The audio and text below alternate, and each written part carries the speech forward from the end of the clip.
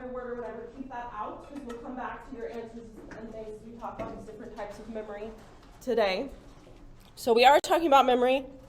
First big thing to take away, like I just said, there are actually many different kinds of memory. There's not just one. All of them utilize different parts of the brain in order to function. And different types of brain damage can kind of knock out these specific types of memory without affecting the other ones. So we'll talk about that today. We'll also talk about the way that memories work. Kind of they're this process that is very imperfect and often involves a lot of reconstruction. So sometimes people think of memory as almost like a video camera, like you're just recording events and then whenever you remember something, you're playing them back. But that is not true at all. Our memories work more like a storytelling process, essentially, where we're remembering some details and then we're kind of filling in the gaps with whatever makes sense to our brain, essentially. So we'll talk about that process, and we'll talk about some of the very real-world ramifications that that process can have in areas like the criminal justice system, for example. Then we'll end by giving you a few little study tips. So, all of you are engaged in trying to remember material all the time for your classes. We have a midterm coming up on Monday. You probably have other tests coming up in your classes. And through the study of cognition of memory, I can give you all kinds of tips on how to better memorize material, essentially. So we'll end with that today. So to start, like I said, we have lots of different types of memory. The broadest kind of big way to split up memory is in terms of essentially like how long ago the memory was formed. So we have what's called short-term or working memory, and then long-term memory, which we can break up long-term memory further into other parts, which I'll talk about in just a second. So short-term or working memory typically is going to involve information from the past like 30 seconds at most. So sometimes when people use the word short-term memory, like colloquially, they're maybe talking about like a day. Like sometimes, I'll hear people say, oh, my husband has really bad short-term memory or something, and they're talking about memory within a day. But cognitive psychologists, really, when we're talking about short-term memory, we're talking about like 30 seconds or less. Short-term memory and working memory, depending on who you ask, are kind of the same thing. Some researchers classify them differently. Some of them put them together. Working memory you can think of as almost like the information that you're currently holding in mind and trying to manipulate or work with. We'll be making a lot of computer metaphors today because it turns out that the way that computers function are fairly similar to the way that our brain processes memory to some extent, at least like the process of encoding it and storing it, etc. So if we're going with that metaphor, working memory would be kind of like your desktop that you have open right now. You might have like a Word document open, you might have the PowerPoint open. Hopefully none of you have like social media or anything like that open right now, but so you're working with and manipulating all of those files at the same time. They're right in front of your face. That's essentially working memory. Long-term memory would be more like the drive in your computer. So the hard drive that's storing all your files that you don't currently have open, even like a flash drive or an external drive would be kind of analogous to long-term memory. I'll go ahead actually and draw kind of here on the board. We'll break down long-term memory, but we'll talk about these in just a second. So long-term memory, first of all, we can break it down into what is called explicit or implicit, or sometimes people call them declarative and non-declarative memory. Those mean basically the same thing. So explicit also means declarative. And then implicit is sometimes called non-declarative. I know that's kind of hard to see because of the PowerPoint or the projector. But so explicit or declarative memories are the things that we can easily vocalize and talk about. Implicit and non-declarative memories are more, they're harder to speak about. They're more sort of unconscious in a way. So within explicit or declarative memory, we'll be talking today about episodic memory and semantic memory. And episodic memory is basically your memory of particular events that have happened in your life, and you usually remember those from your own perspective, like from a first-person perspective. Semantic memory is really memory of like facts and trivia, language, like all the meanings of words, all the rules of grammar would also be contained within semantic memory. We'll talk in more details about these in just a second, but I just want to kind of lay them out. There's a lot of different types of implicit or non-declarative memory. The main one we're going to talk about today is called procedural memory, which is very similar to muscle memory. If you've ever heard of muscle memory, like riding a bike, that would require procedural memory. But there's other things too, like procedural memory would also cover like playing chess, for example. And you kind of have implicitly memorized all the different steps that you can take in a chess move. At least someone who has mastered chess, that would be kind of registered in their procedural memory. So these are some of the types of memory that we will cover today. So starting with working memory. So like I said, working memory is your sort of temporary storage and manipulation of information that is currently available to you. And working memory can be further broken down into several parts. The two main parts of working memory are verbal working memory and visuospatial working memory. So verbal working memory is important for handling any verbal information, so anything that's auditory or language in nature. And then visuospatial working memory is for visual things, like images, shapes, also spatial layouts, like trying to remember the route that you need to take to get somewhere. So in those little tasks that we did, that in-back task is probably one of the best examples of working memory that we did today, at least. So with the in-back task, you have to hold in mind each shape as it's going. So you have to remember the last one so that you know if you want to bang on the table or not.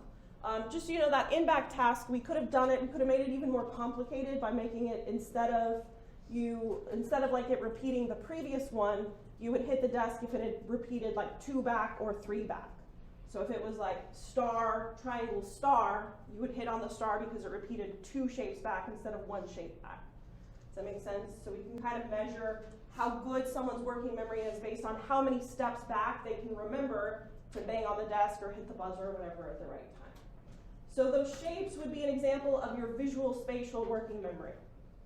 So you're holding the visual information of the shape in mind and trying to remember back. The sound, whenever we switch to the double one where you're doing the shape and the sound, that would be registered more in your verbal or your auditory working memory. And you're able to do both at the same time, which is kind of amazing if you think about it. Most of you did extremely well, like hitting the desk and saying yes out loud, because these two parts are essentially separate. Like physiologically in the brain, they're working in separate areas, they're separate systems, so they can both run at the same time pretty well. If instead I had tried to make you do like 2 visuospatial working memory tasks at the same time, like there were shapes down here at the bottom and shapes at the top, and you got to bang on the table for the bottom one and say yes to the top one, you probably would have done horribly, because then you're trying to do 2 things with your visuospatial memory instead of splitting them up into these 2 separate systems. With a lot of these memory systems, we also often talk about capacity and duration. So capacity is how much information a system can hold at any given time, like how many items. And then duration is how long that item will stay in the system without being like updated or refreshed. So with working memory, it has a very small capacity, can only hold typically about like 7 plus or minus 2 items. And the duration, like I said, is like 30 seconds or less. As I said earlier, some researchers also think of working memory and short-term memory as the same thing. Some of them think of them as kind of like separate. But the digit span task, that was the first one I did where I read off a bunch of numbers and had you write them down. That would be a good example of short-term memory. So you're trying to hold this information in your mind for a very short amount of time. That'd also be very similar to verbal working memory. So really quickly, if any of you want to check, so if you have your paper out where you were writing down your numbers, I'm going to read them off again and just check how many you got correct. So the first one was 18736, so that's 5 digits. Second one was 847619, 6 digits. Then we have 2325381, that's 7 digits. Then 438-10765, and then 984-217-546. So just curious, did any of you get the last one correct? Nope. Okay. What about the one before? 438. Okay, so if you got that one, that was 8 digits. So like I said, capacity of working memory or short-term memory is typically 7 plus or minus 2. So kind of the average is most people can hold about 7 items in their mind. On the kind of advanced end of that is 9. So people who have a really good working or short-term memory could hold like 9 digits. The lower end of normal would be about 5. So those of you who got the 8 digits, you're up there kind of, a little bit above average in terms of your working memory capacity. Now, if I wanted to really thoroughly test your short-term memory or working memory capacity, I would probably give you like 50 of these different digits, these digit series, and they would be in a random order. So I kind of started with like 5 and then did 6, 7, 8, 9. They would be in a random order, and I would find the number at which you can recall 50% of them. So if you could remember 50% of the 8-digit number strings accurately, then I would say you have a short-term memory capacity of 8 items. So that's typically how that's measured in like a professional setting if you want to actually know someone's working memory capacity. There are things we can do to kind of artificially increase that capacity. So if we look at the letters, so I heard some of you say you got the C. Did anybody get past C? So the next one was I, and then A. Okay, when I first read it, I read it in a very particular rhythm. I went C-I, A-L, C-C-R, etc. But if I just change up the rhythm a little bit, let's see if you can remember at least a little more. So C-I-A, L-C-C, R-I-P, F-O-M-O, S-O-S, Y-O-L-O. Does that make it a little easier? If you know what all those acronyms mean, then it should. You might not know what all of them mean. So CIA, I assume everyone knows that. LCC, everyone should know that, right? So if I read it as where they're like chunked into acronyms that actually mean something to you, then it's going to become a lot easier, because then instead of, I don't even know how many letters are here, 2, 4, 7, there's probably like 15 or something, much more than your working memory capacity.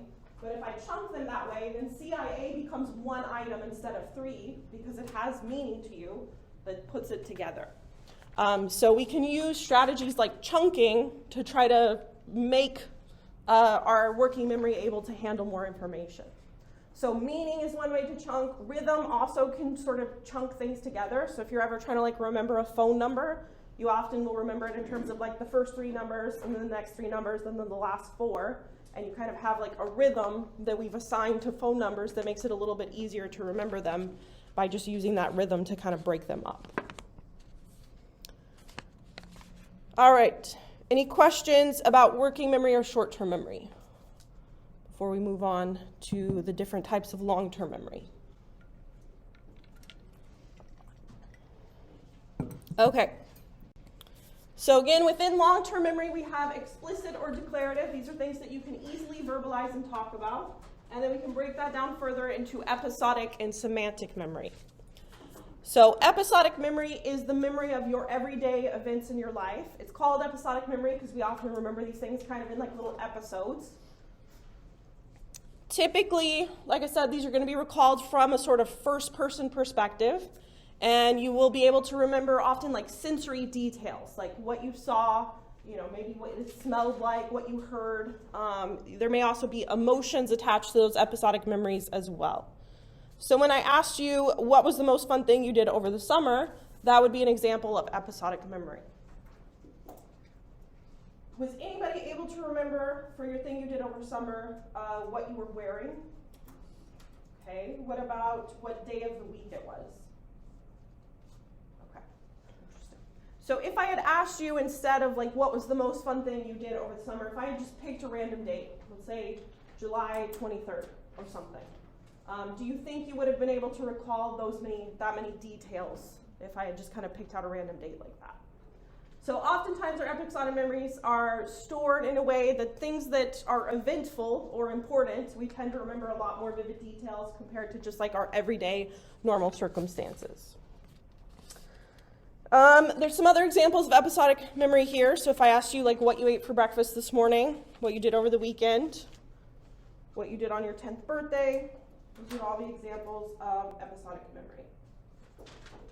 Semantic memory, on the other hand, is memory of just like general facts and knowledge. So I asked you the capital of Washington. I assume all of you know that. Do any of you know the capital of Iowa? The capital of Iowa is Des Moines. I was not good at capitals or history or anything, but I lived in Iowa for like 10 years, so that's the only reason I know that.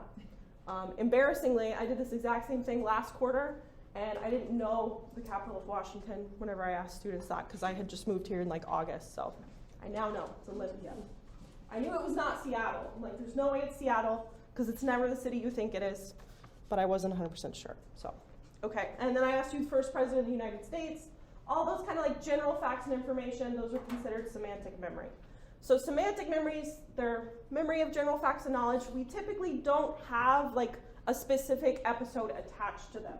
We don't remember, like, do any of you remember learning the first president of the United States? Do you have like a specific episodic memory attached to that? Some of you might, if you had like if you had a teacher you really loved and you can remember all those episodic events, then you might have like an episode attached to it. But I would even say that the fact of who the first president of the United States was and that particular memory of learning it are kind of separate. Part of it's episodic, part of it is semantic. There are some researchers who propose that episodic memories essentially become semantic memories over time, or that they can kind of shift to that. So especially if there are things that you repeat in your life multiple times, then those can sort of solidify into almost like a semantic memory of sorts. So we will eventually, maybe next time or a couple weeks from now, we'll talk about schemas. Any of you ever heard of schemas? Kind of like these scripts that we have that tell us like general knowledge or information about events or about other people. So like you walk into a restaurant, you know that the first thing that's going to happen is a hostess or a host is going to greet you, and then they're going to seat you at a table, you're going to get a drink, you're going to get a menu, they're going to ask you what food you want, right? Like you know that particular set of steps that's going to happen in a restaurant. So that's called a schema. Those schemas would be sort of semantic memory, but they're kind of made up of all these different episodes of every time you've ever gone to a restaurant. So if you're recalling a specific time you went to a restaurant and you can remember it from your own perspective, that would be an episodic memory. But if you're just like, maybe someone comes from another country where they do restaurant stuff differently, and you're describing to them, like, this is the etiquette of how to behave in a restaurant, then that would be a semantic memory. Everybody see the difference between those two? Okay. And again, like I said, these are stored in very different areas of the brain. Not very different, but slightly different. So in general, episodic and semantic memories, most are going to be stored kind of in like prefrontal cortex areas. But often there is different hemispheric advantages. I should have wrote it in my notes because I don't remember off the top of my head. I want to say it's semantic memory is lateralized to the right hemisphere. So you have more activity in the right prefrontal cortex when you're recalling semantic memories, and episodic memories are more in the left hemisphere. I could have that backwards, but the point is that they're split into two different areas of the brain. So that's part of how we know that they're separate.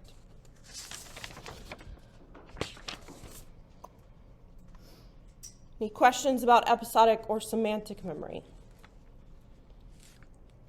Okay, so let's shift over to this side. So implicit and non-declarative memories, they're much more difficult to verbalize or talk about. And so we have a few, the main thing I want to talk about is procedural memory. There are other types of implicit memory, but we won't go into detail about those in today's class. So procedural memory, like I said, you can think of it kind of like muscle memory. So it's your memory for performing certain skills, things like riding a bike, doing jumping jacks would be considered procedural memory. So that was why I had you get up and do that. I didn't have to sit here and like tell you, I want you to stand up and move your arms apart and move your, like I told you do a jumping jack and you immediately knew what to do because you remembered doing jumping jacks in the past. But that's a procedural memory, something that your muscles basically remember and you can just do it without even really thinking about it. So it's a type of implicit or non-declarative memory. And then, like I said, procedural memory would also include some cognitive skills as well.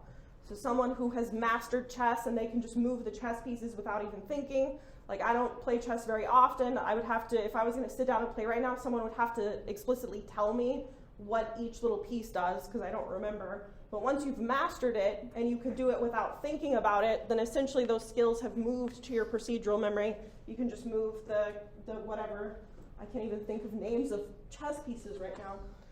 There's like a horse, right? Isn't there? A knight? Yeah. Okay. So these are considered procedural, like I said, implicit. So riding a bike, for example, you could talk about riding a bike technically, right? If I was going to try to teach someone to ride a bike, I could tell them, you need to sit down on the seat, you need to hold the handlebars, you need to pedal with your feet or whatever. But just giving them that verbal information is going to be nowhere near enough for them to actually ride the bike. So the actual muscle movements of doing it, getting on the bike and doing it without thinking about it, that's the part that would be procedural memory.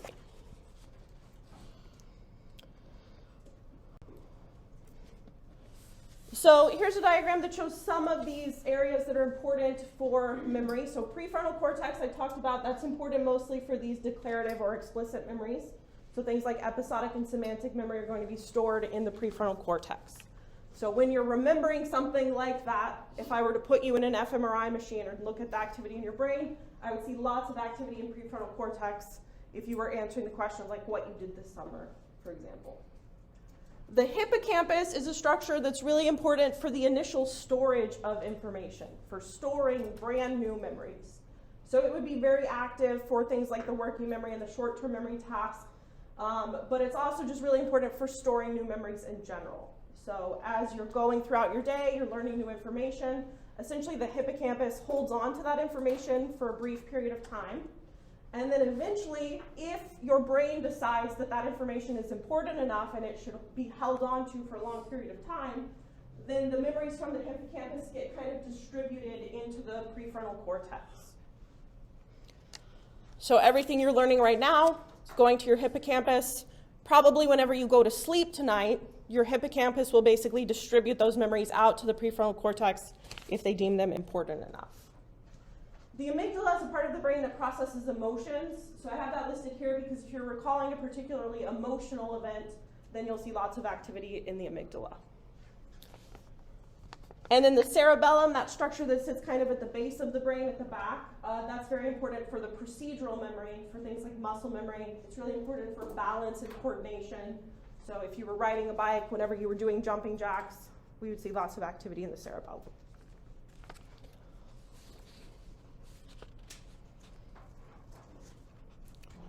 Okay, so those are all our different types of memory.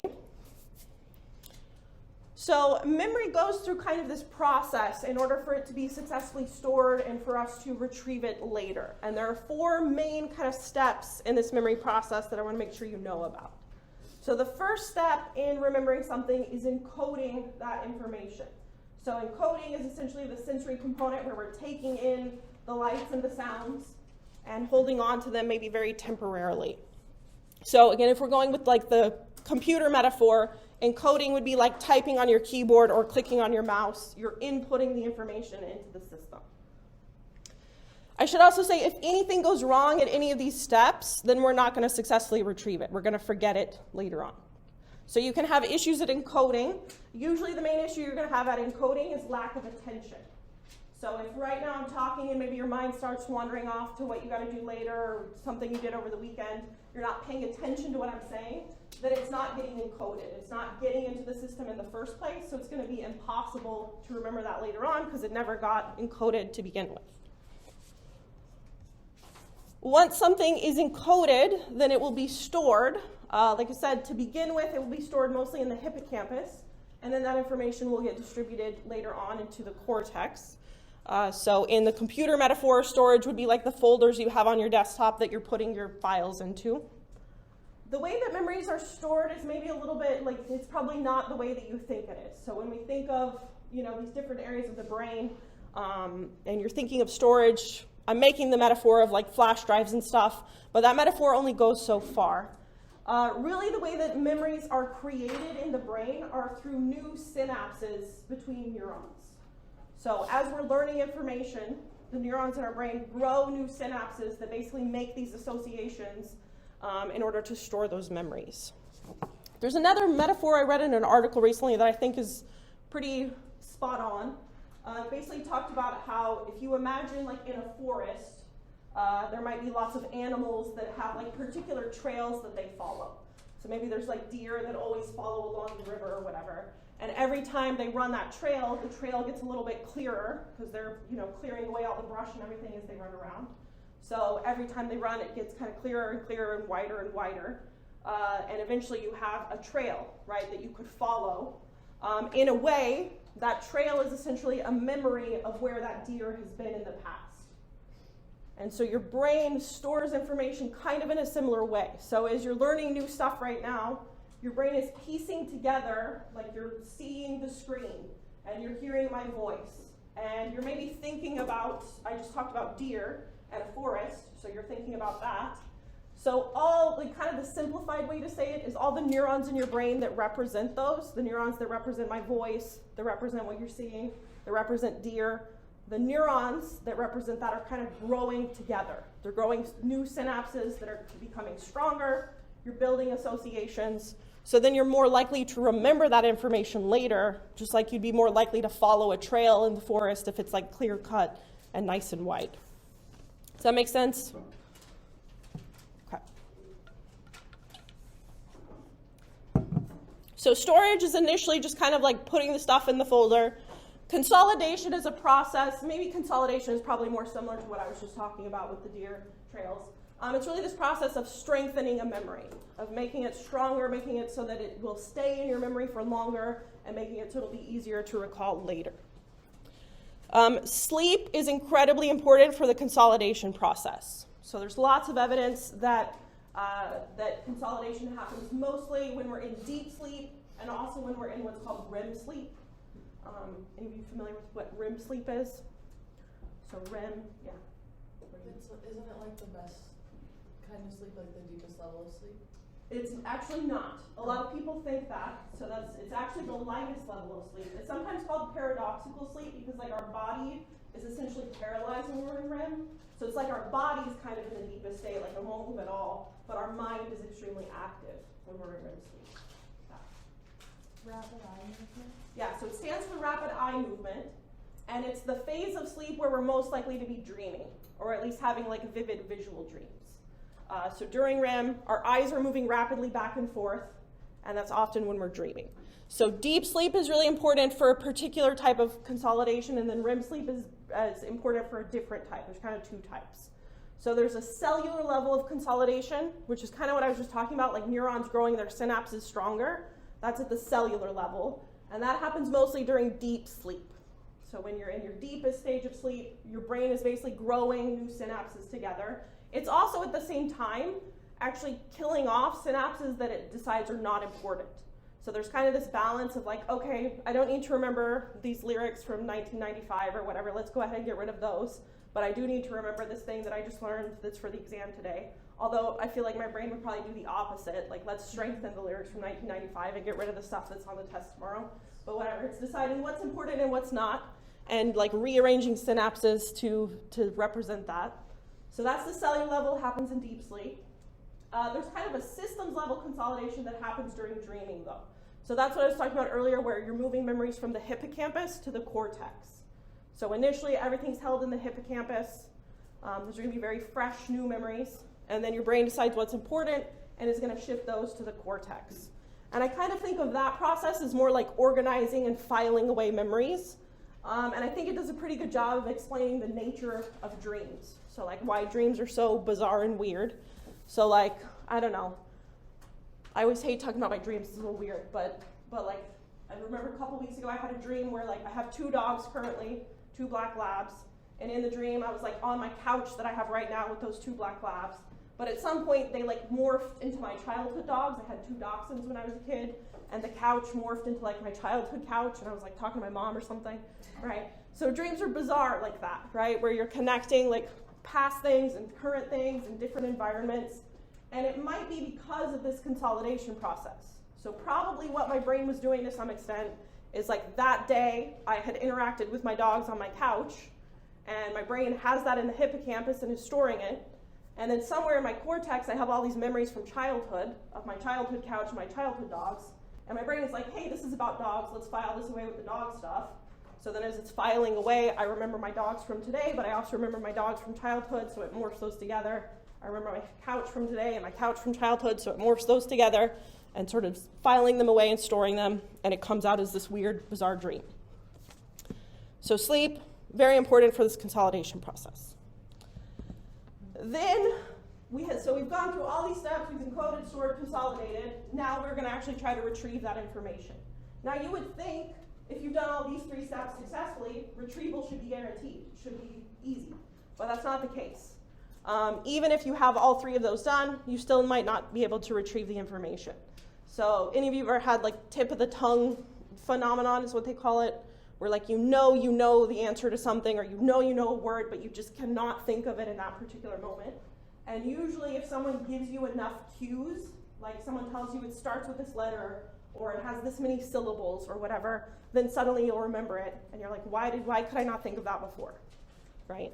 So that would be an example where it's encoded, it's stored, it's been consolidated, but you just couldn't retrieve it because you weren't in the right state, you didn't have the right cues, but it's stored, you just can't come up with it.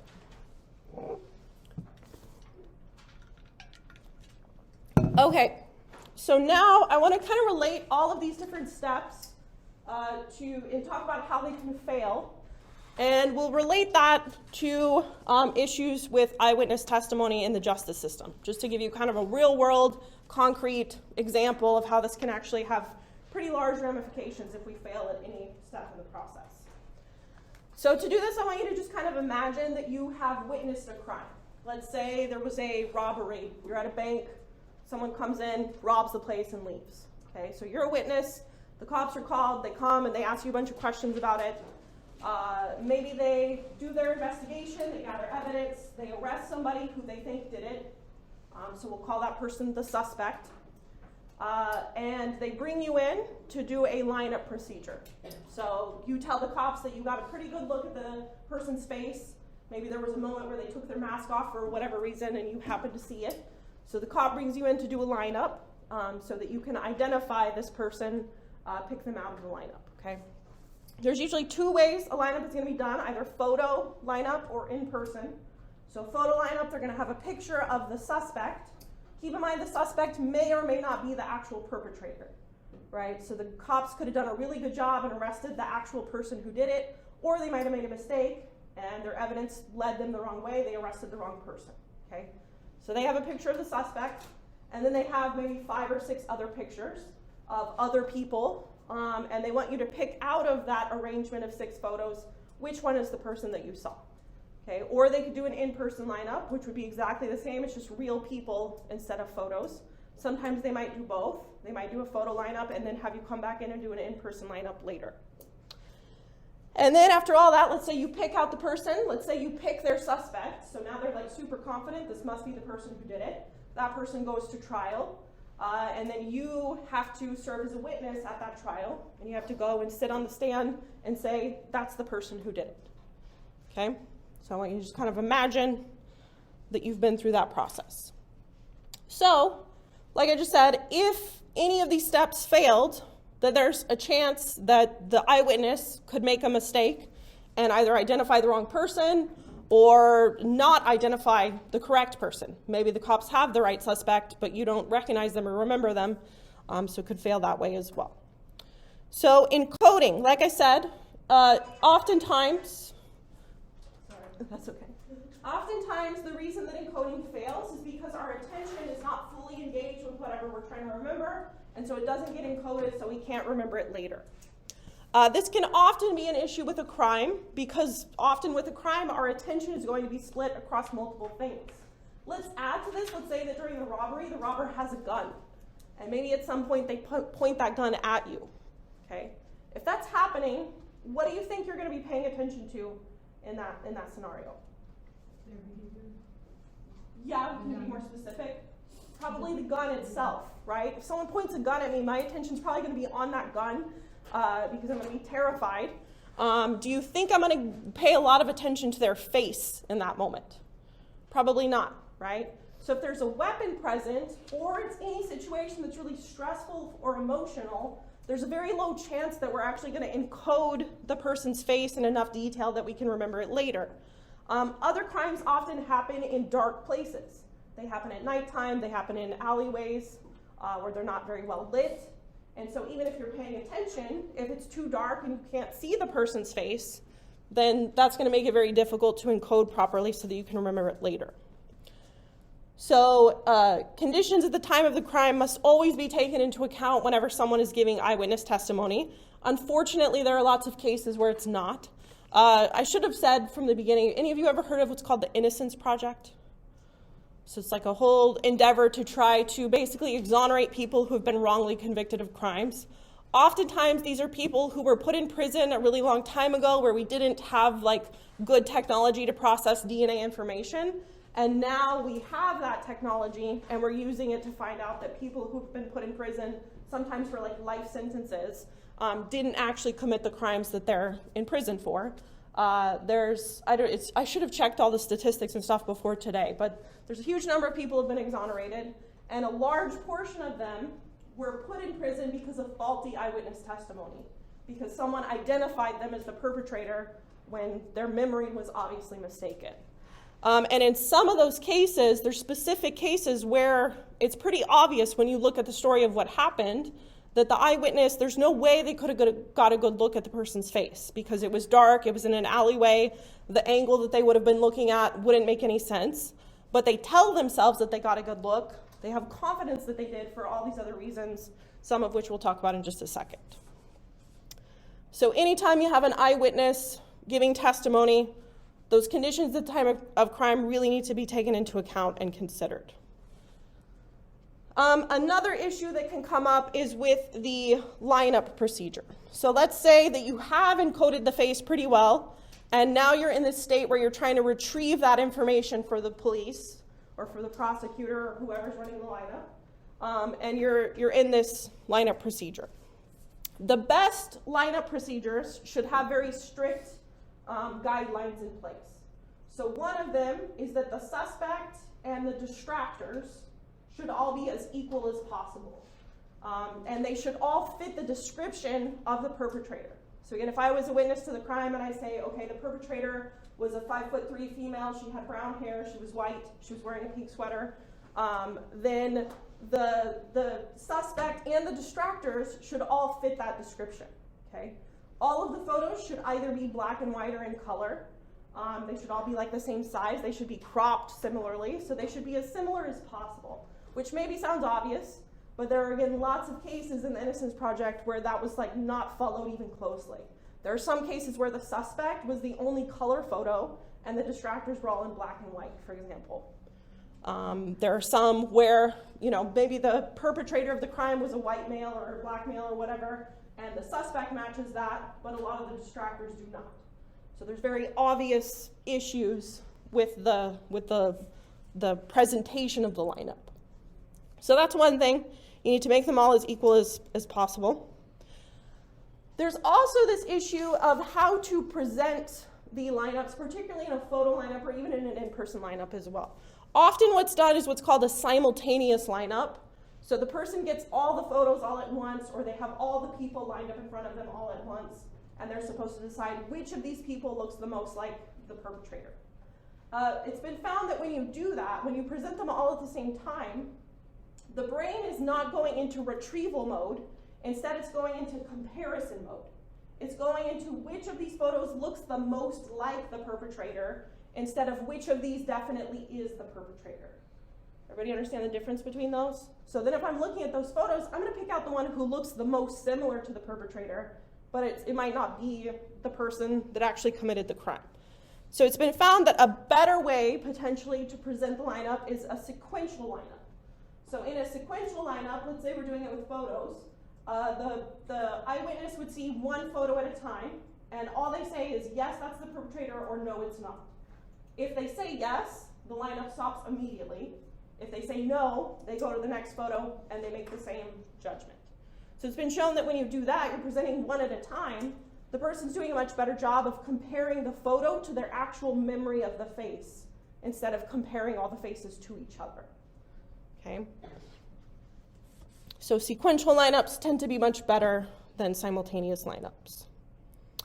Another issue that can sometimes come up in lineup procedures is that the cop or the perpetrator or whoever's running can give feedback to the person after they've made their judgment. Sometimes that feedback might be really explicit and obvious. Sometimes it might be very subtle. So for example, again, let's say the cop arrests a suspect. They bring them in, I'm doing the lineup, and I pick the suspect out. then the cop might say, like, oh, that's the guy that we thought it was, this is really exciting, we think we got him.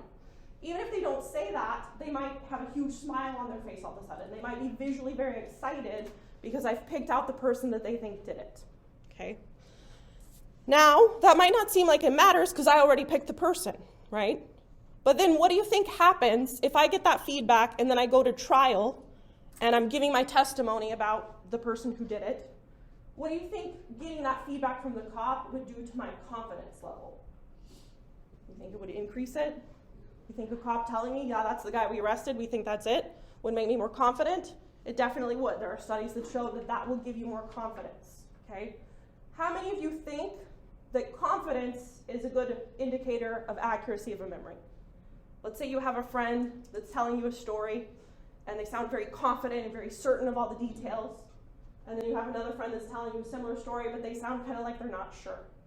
Which of those stories are you going to be more likely to believe? The confident one, right? So it's been shown lots of people conflate confidence with accuracy. They have nothing to do with each other. There's basically zero correlation between confidence and accuracy of a memory. So if the cop is giving the witness feedback that's positive, that's increasing their confidence, then when they go to trial and they're in front of the jury, which is the most important part of the whole process, right? Then if their confidence is super high, that jury is going to be much more likely to believe the witness and think that they have an accurate memory. So a good lineup procedure, there should be no feedback. Ideally, it should be essentially like a blind lineup, where whoever's administering the lineup doesn't actually know who the suspect is. So then they're not even capable of giving even that like nonverbal feedback. And then kind of similarly, confidence should be completely ignored. So if you ever serve as a jury member and you're watching someone give eyewitness testimony and they seem very confident, as best as you can, you should ignore that and not take that into account as useful information for making your judgment.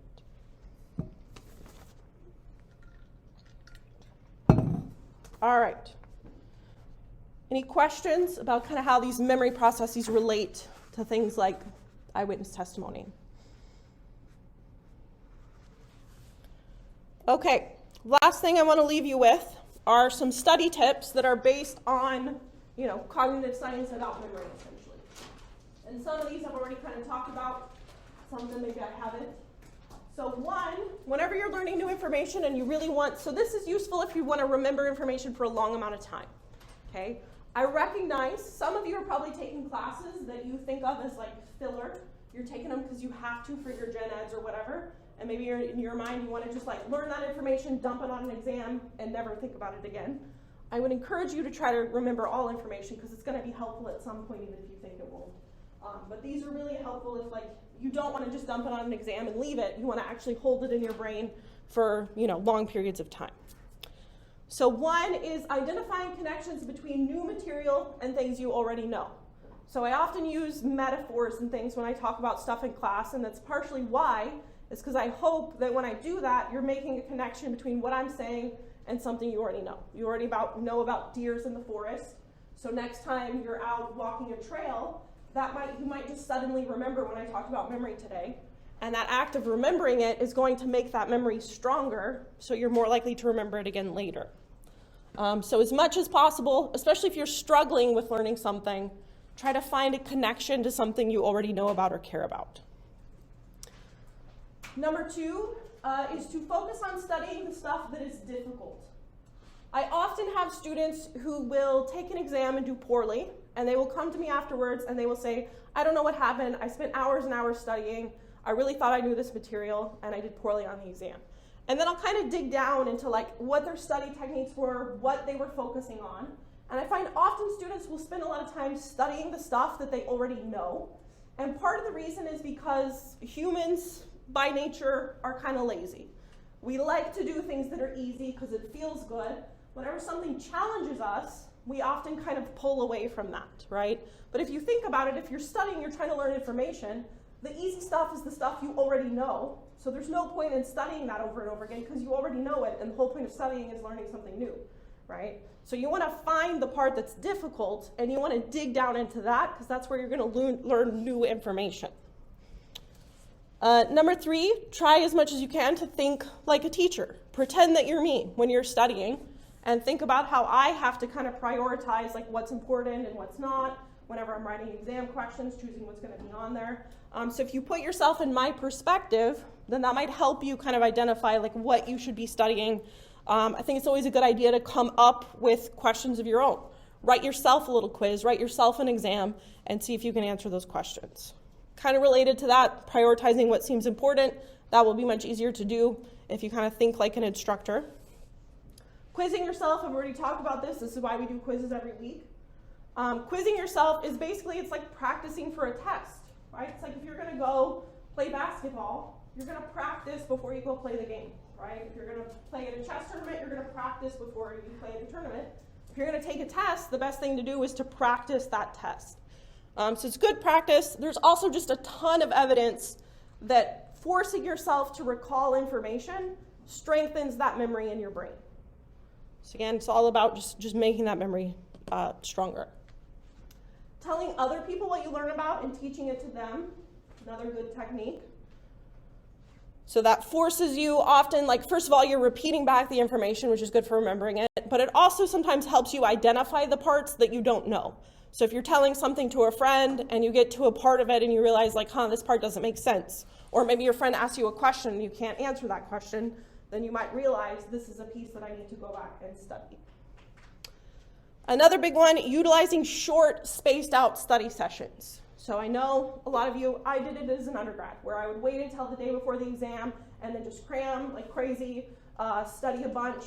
And that, it can be okay for dumping the stuff on the exam and then leaving it and never thinking about it again.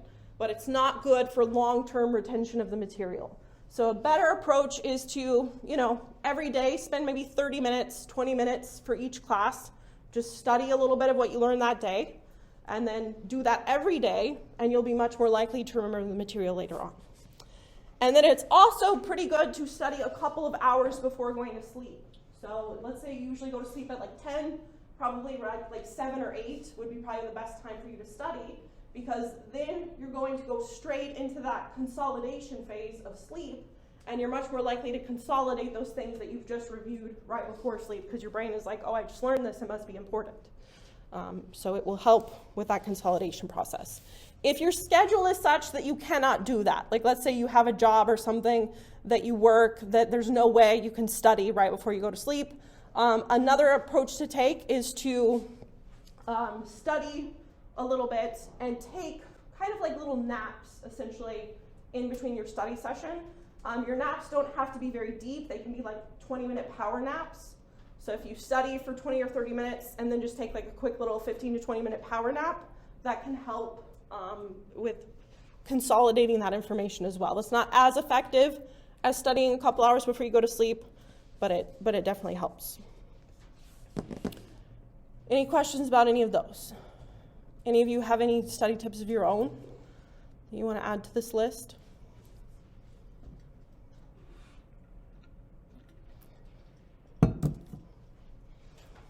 All right.